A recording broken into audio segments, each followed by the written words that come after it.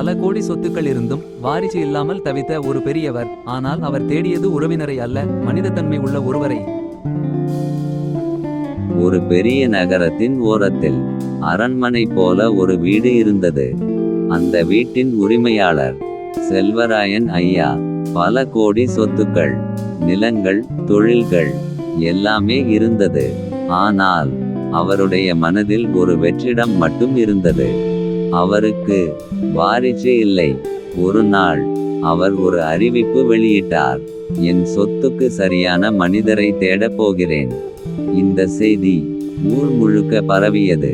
பலரும் வந்தார்கள் சொத்துக்காக, பேராசையுடன்.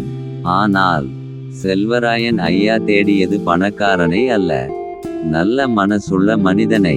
முதல் சோதனை வயதான ராமு என்பவரிடம் ஒரு பணப்பை கொடுக்கப்பட்டது. அதை பார்த்த சிலர் அந்த பணத்தை பறிக்க முயன்றார்கள்.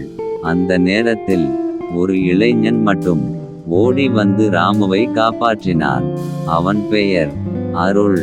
அவன் அந்த பணத்தை திருப்பி கொடுத்தான். அடுத்த நாள் மற்றொரு சோதனை. சாலையில் விபத்து நடந்தது போல ஒரு நாடகம். பலர் பார்த்தார்கள், சிலர் வீடியோ எடுத்தார்கள்.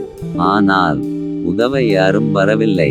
அந்த நேரத்தில் அருள் மட்டும் அந்த மனிதனை தூக்கி கொண்டு மருத்துவமனைக்கு ஓடினான். அப்போது ஒருவர் கேட்டார், இதனால் உனக்கு என்ன லாபம்?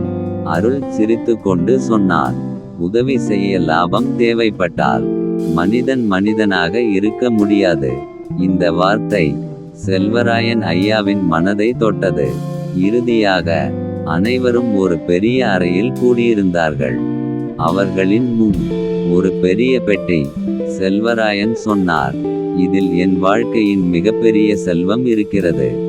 அனைவரும் ஆவலுடன் பார்த்தார்கள்.